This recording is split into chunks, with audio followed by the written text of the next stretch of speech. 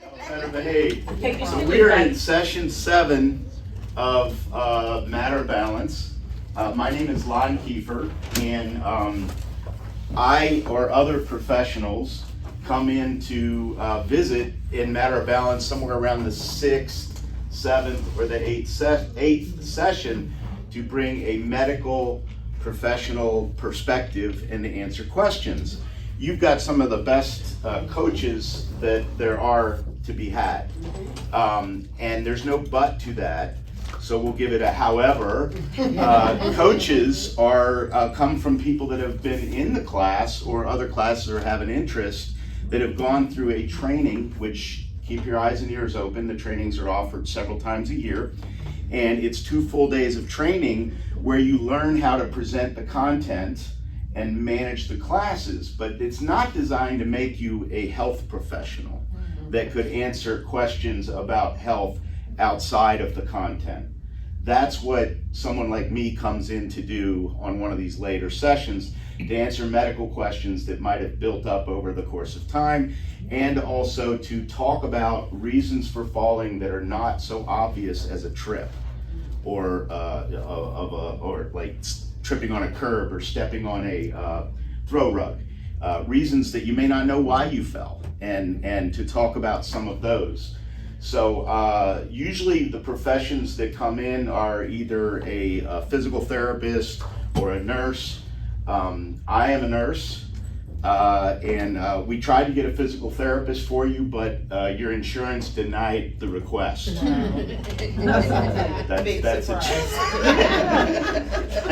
that's a joke.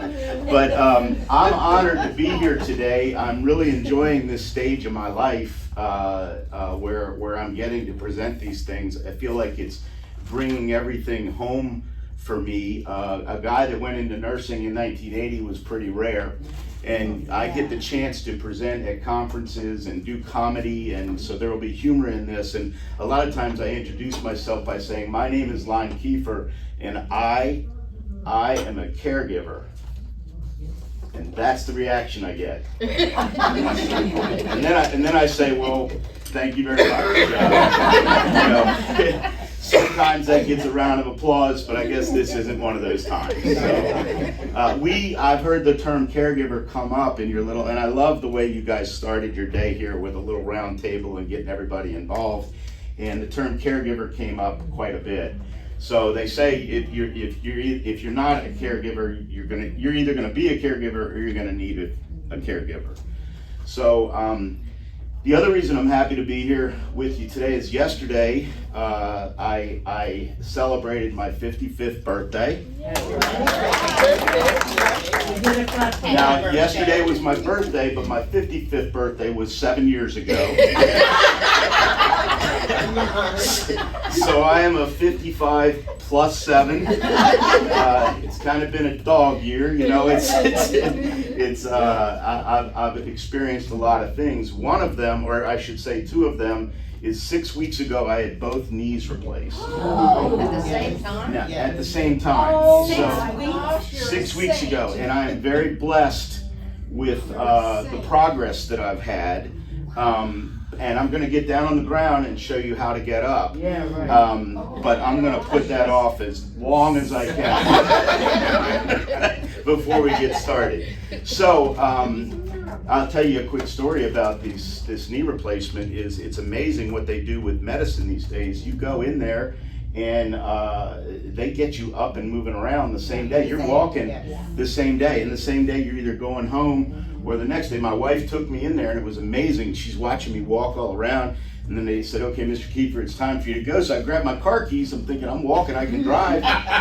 They said, no, you can't drive. I'm like, why not? I'm walking. They said, well, in our medical experience, you are not safe to drive.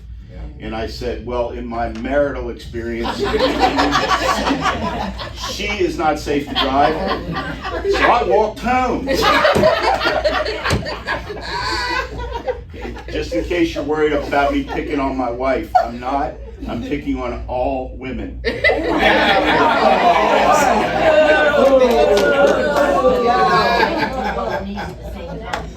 I was asked, that's a joke, there will be jokes here. I was asked which hospital that I went to, and I went to Beebe. And I think part of the reason you asked was because they did them at the same time. And that is very unique, and that only happened kind of almost by a pleasant mistake. So communicating with your physician is very important. You are in charge of your health care. We teach that in our chronic disease self-management and diabetes self-management education. You're a partner in your own care, and advocating for yourself is very important. I won't tell you the longer story of why I decided to have my knee done now, but I will tell you how I think I ended up having my knees both done at the same time. I said to the doctor who'd been seeing me for quite a while, treating them both with shots to keep me going, I said, I'm ready. He goes, yeah, we've been waiting for that. We've been looking at your x-rays and we agree, you are ready. He said, okay, so we'll schedule the right one. I said, whoa, no, we're gonna do the left one. That's the one that is bothering me. And the doctor said, but according to x-ray, your right one is far worse. And I said, well, get my knees to tell each other that, because it's the left one that's hurting. So we planned the left one, and they were upset because they wanted to do the right one.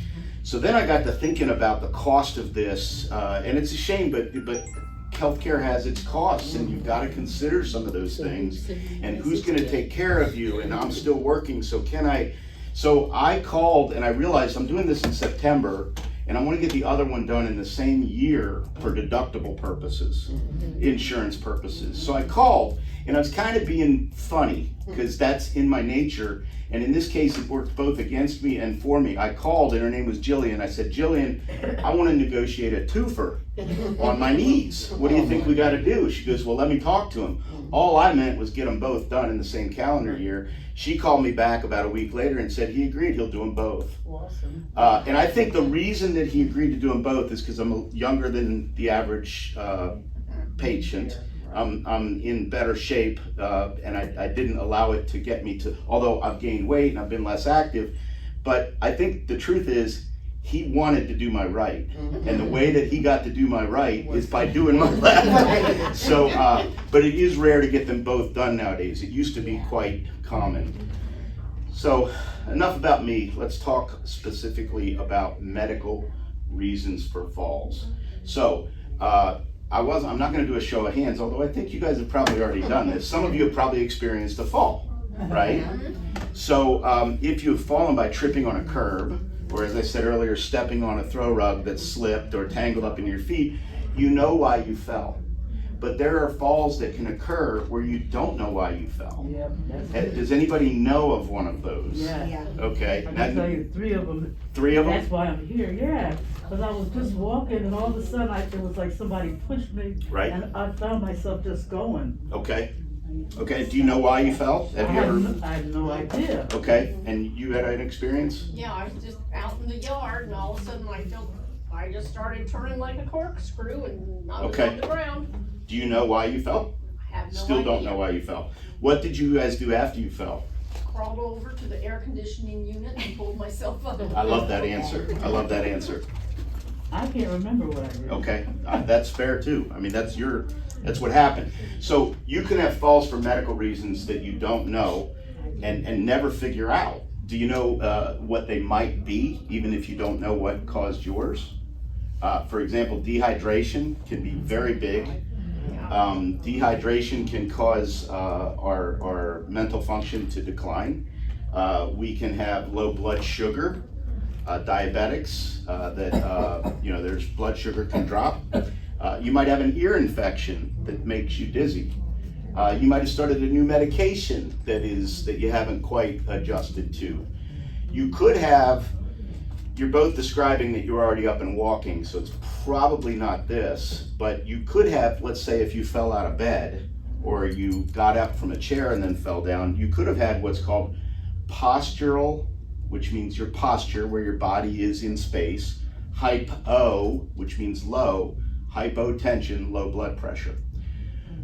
Postural hypotension is when you move from a sedentary position of laying or sitting and you move too quickly for your body to adjust, so your blood pressure drops. Has anybody experienced that?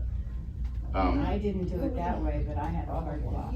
Oh, you had a heart block, so you had another, In the yeah. yard. Yeah. Okay, Down, sure. and I didn't know anything I about it. remember bending over to pick up something. Okay. And I fell down and I couldn't get back up. Okay, And I had to scoot somewhere, to be able to stand back up. And, Yeah. Yeah. and we know each other a little bit, you've had Yeah. some other medical things And that, that was the beginning of all of that, yeah. But that's when you learned about it? That's when I learned it. That is, I'm sorry, like, I don't wanna like go, yay for you, but I mean, I'm sorry you experienced that, but Yeah. I'm thankful that you shared that. Yeah. Because that is a very important thing. If you have fallen and you don't know why, Yep. you really should attempt to record it somewhere, like it happened this day, these were the circumstances.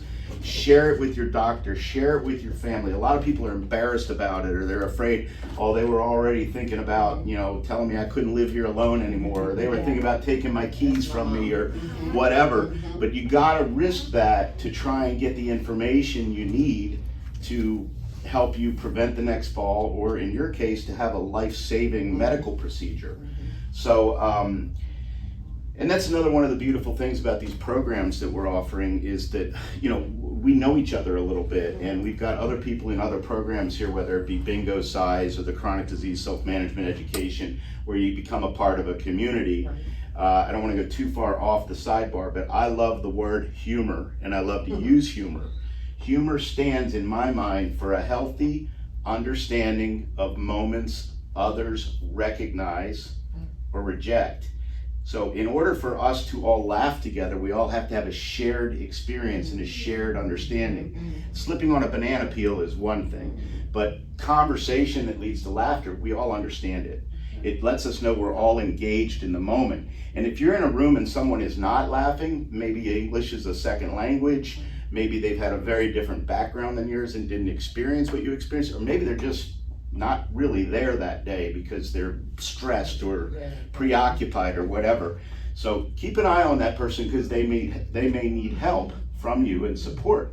Also, in this world of situational awareness, when you have people that are just not engaged with everybody else there, they might also be a threat to you. So keep that in mind. Humor is way more than just a cheap laugh.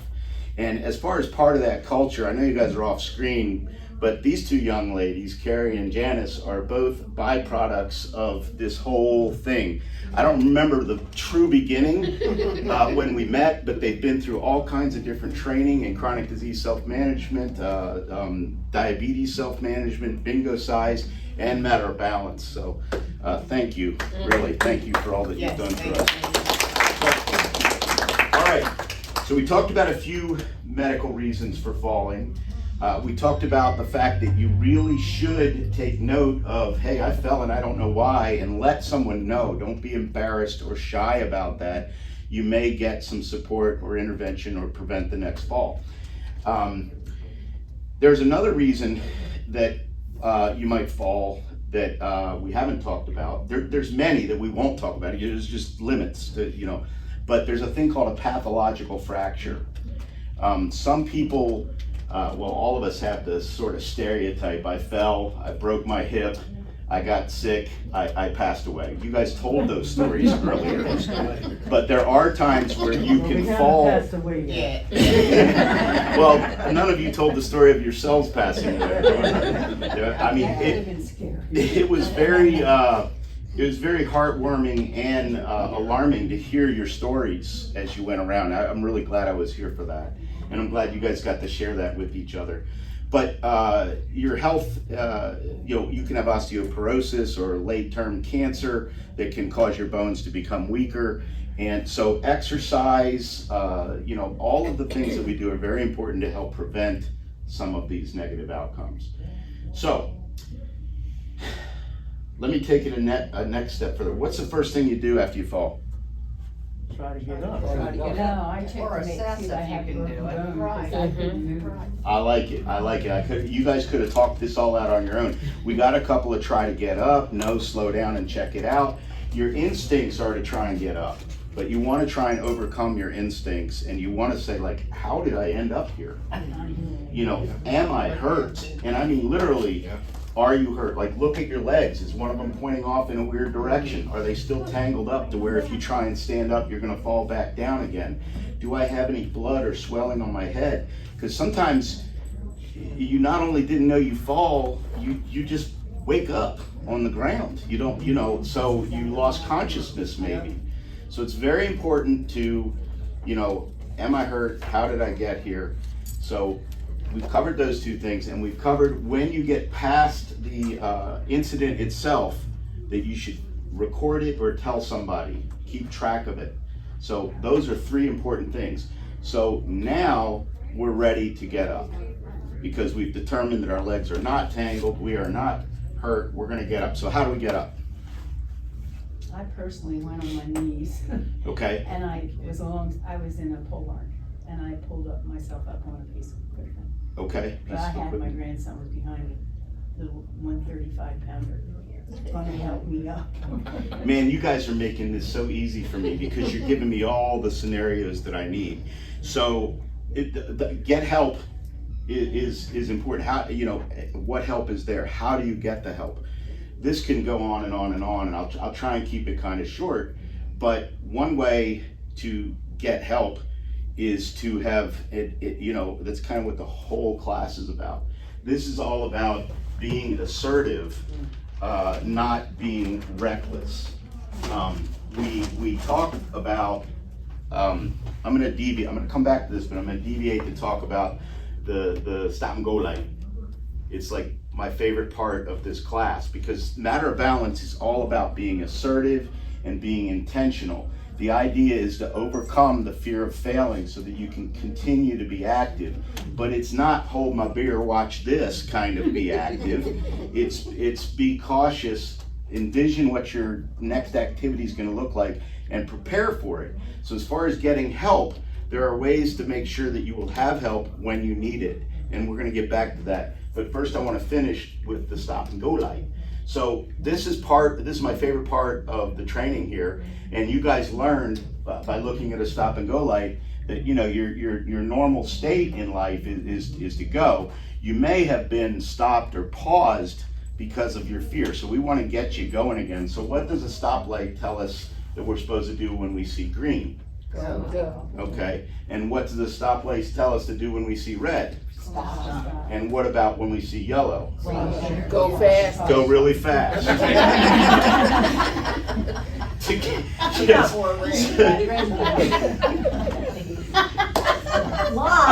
mean, come on. I know. But isn't that funny? That's like what our instincts and people around us are teaching us to be risk taking and be in a rush and you know, caution to the winds. And that is the message that Matter of Balance is trying to overcome by making you be present and be assertive. I'll give you another acronym. My acronym for FUN is fully understanding now.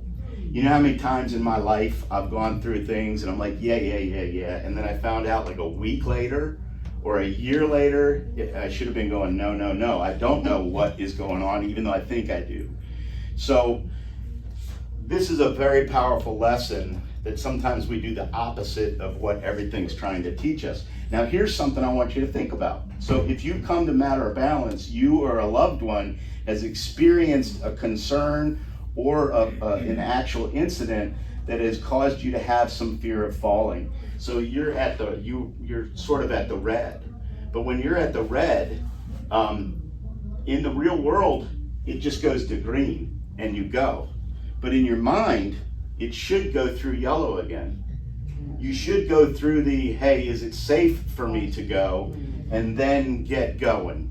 So think of the stop and go light both while you're going and while you're stopped. Be intentional, plan, and back to how do you get help. One way to get help is to anticipate that you might need help. What that means is if you're living alone, and who has a cell phone? You guys were talking a lot about this earlier, so I won't spend too much time on it. But through Medic Alert, cell phones, smartwatches, you can set these things up. They have costs to them where you always have help available to you as long as you have your phone near you. There's other things you can do like, having a noisemaker near you or on you when you go outside, letting people know what you're going to be doing and how long you're going to be doing it. If you're living in a community where you have a relationship with your neighbor, you might be looking out your window and into their window just because of the way things are lined up. Well, one day go over and knock on their door and say, hey, I usually go to bed around 9 or 10 o'clock and I close my blinds. And I usually get up around 7 or 8 o'clock in the morning and I open my blinds. If my blinds aren't open at 10 a.m. and I haven't told you I'm going to be away, can you come check on me or call me? You can have that conversation with them and come up with that agreement. You can, men, you can buy Costco pants. You know what I mean? Costco pants. $9. Amazing. They got this pocket here. I'm recording, so I can't show you, but this pocket right here, my phone could go in there. I don't even know it's there. Whenever I go do anything, I got my help. Because I got my Costco pants, man. They do everything. They do everything. The other thing I'm a big believer in is the joke about 50-year-old men, right? They have New Balances. You've heard that joke? No. Well, let me tell you, when you get 55 plus, you get Skechers. Because they're step in. So much part of safety is having the right shoes on. And it's not that I'm too lazy to bend over, it's that I've just only got but so many bend overs left in me. I want to save them for something else. So dressing appropriately, since I had my knees done, these are my dress shoes. These shoes feel so good. They give me so much support. I don't care. I'm wearing them everywhere until I'm fully recovered from my knees. All right. You can get help in advance. So let's say, okay, so now you're down there and you want to call on whatever help you have. So what might be the help that you have? Family members. Your watch, that'll be how you call them. A family member, okay? Maybe that neighbor. What if you live, on a multi-story, you just bang on the floor or something, maybe get the person downstairs, whatever. But if they're coming, this is actually easy because now you've got help, but it's also dangerous. Because if somebody comes, I think it was you that was telling me he was 130 pounds in the pole barn, your nephew? It was my grandson. Your grandson. So what your grandson or anybody's grandson is going to want to do is run up to you, oh my God, let me help. And then they go down like this. Yeah. Check it out, that's not bad, is it? And they want to reach under with their arms, under your armpits, and lift you up. Yeah, I told him no. That is not a good strategy. Now, if the person is really big, they probably can do it without hurting themselves. But can they do it without hurting you? No, we don't know. So reaching under the arms and pulling up can hurt the back of the person helping you, and it can dislocate your shoulders, break your clavicle. It's not the way to go. My mom, we call her Little Mom because she's tiny and she's 85 years old now. She gets around, not great, but she gets around, and she's gained a little more weight than she wants to, so she's not really steady. And I have a little minivan RV that we travel in. And when she goes to get in it, she's got to reach up and step up and all this. And I'm always trying to help her. And she's like, get off me, right? You know this, right? Yes. So the only way she will let me help her is to stand by her and get solid and strong, like maybe put my arm out or something like that. Let her use my strength, my stability, and my body. So she stays in control because she knows what she's got left in the rest of her body. And that's a better way than me grabbing her and trying to get her to do something she's not ready to do. So we're about to show you how to use a chair to get up off the ground. So I'm gonna get a chair out Can I here. say something about that? Yes, please. Helping. I'm very familiar with that because I use my rollator to balance myself. Sure. 'Cause most times I'm not in balance. So if you are thinking you're helping me by opening the door, you throw me off balance because I am leaning against the door, the rollator. So it's really important when you're helping somebody to know what their limitations are. And since you usually don't, say, can I? Or will this help you? Because if you just open it, I go flying. Yeah. You know. it's a fine line, you know, the whole thing, back to the caregiver thing. It's like, let me know if you need anything. Well, they need something, you know, so just jump in and help. But if you jump in and help the wrong way, so, you know, how can I help is maybe, so we're at a point now where we're going to try and get up off the floor, and the help that we have available to us is this chair.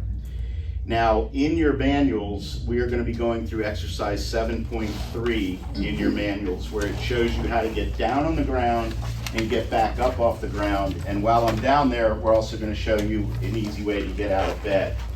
Now, I apologize for this textbook example, because when you fall in a field or in real life, you're not going to have a chair sitting there ready for you, or a tractor, but you might have that phone or that whistle or that watch or something that you prepared in advance. So I'm also, because of my knees, I'm going to use this concession. So I highly recommend, if you plan to fall anytime in the near future, that you carry a cushion around with you. But I'm just using this. This is out of my little RV, and I'm just using this because of my knees. So anybody else here have a knee replacement? Okay, a couple of you. If your doctor has told you not to kneel on your knee, do not kneel on your knee. I'm not here to tell you to do something you've been told not to do.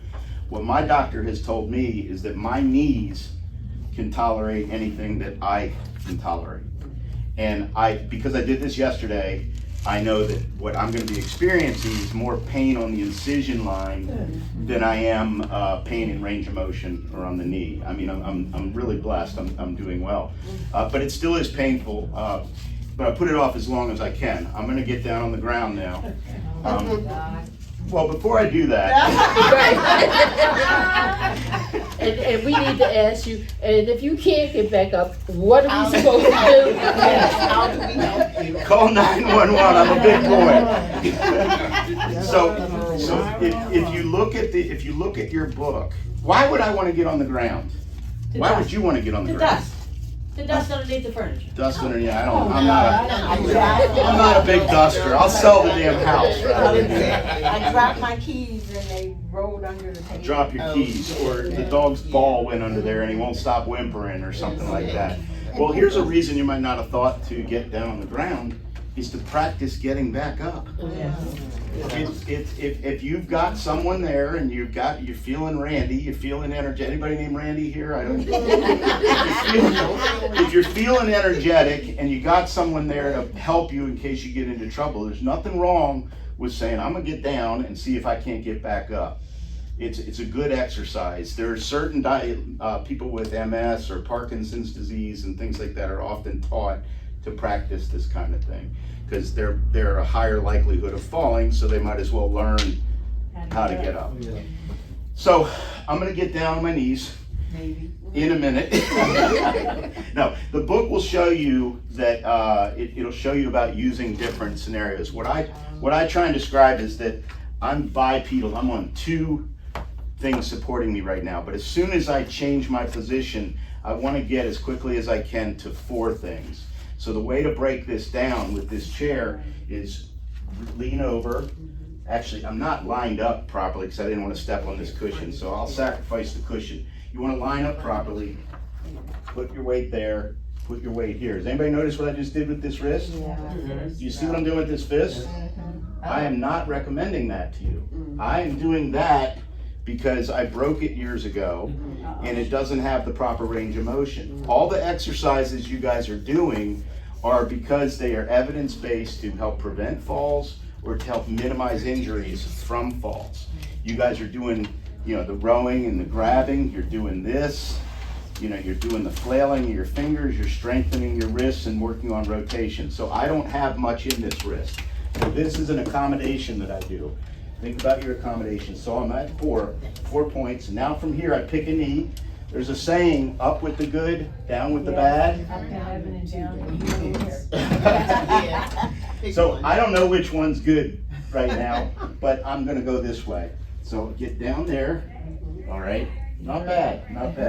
And then all the way down. So now I'm on 4 points, okay? But I'm not all the way down to the ground. So now from here, I wanna get further. So I move 1, stabilize it. At this point, I'm also doing the fist. This is what's recommended, but this is what I'm doing. It's an accommodation and I know why I'm doing it. There, and now from here, we're just gonna shift our weight so that we're all the way down. And then we want to get to where we're at rest. We're not sitting there trying to hold our body up. Our muscles aren't popping because we're trying to keep ourselves off the floor. We are at rest now. Our feet are not tangled up, so we're in a good position to get back up. So we want to take a breath, in through the nose, out through the mouth, pursed lips, just like you guys practice and train with all your breathing. This all comes together here. While I'm down here, we're going to talk about getting out of bed, and then we're going to finish and get up. So I'm going to move this chair out of the way. When you're down and you're in bed, whether you sleep on your back, your side, or whatever, I'm just going to assume that you're on your back and you're ready to get out of bed.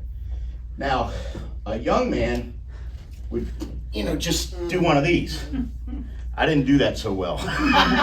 But a young man just pops up like that.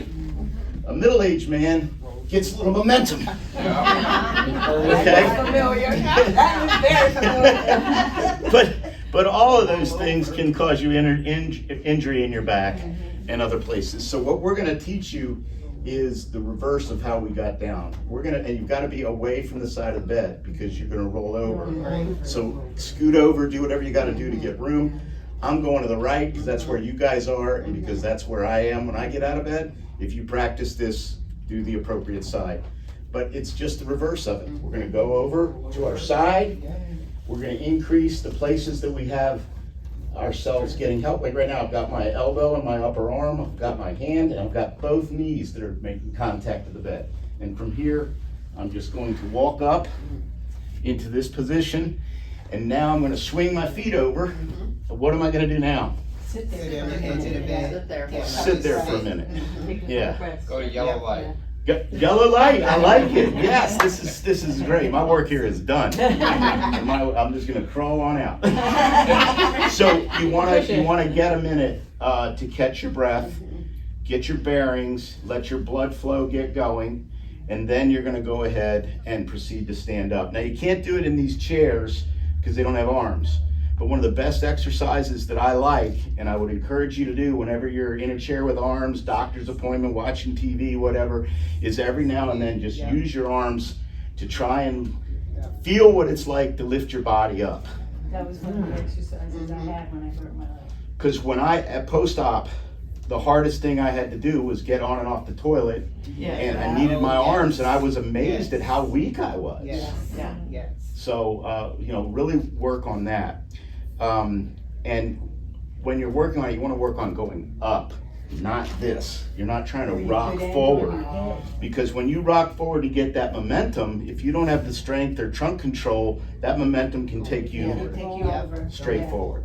Okay. I want to ask a question. Yes. I sleep on my side. Uh-huh. I don't sleep vertically. I sleep kind of horizontally across the bed. Okay. For whatever reason.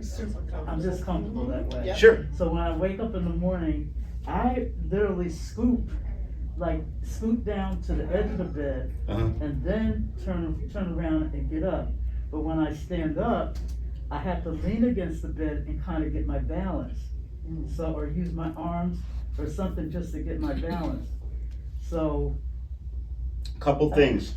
I don't want to go into too much detail because I don't have a lot of detail, but are you resting for a minute to get your bearings before you stand up? Yeah. Do you have something near your bed that is sturdy that you could think in advance and have something? Like if you've got a really rickety bedside table, get rid of it. There's no time for vanity. Get rid of it and put something that's got some meat to it in there that you can lean on or climb up. But you're aware of that, and you're in the yellow on that, and you got to have a plan to not let that turn into a fall.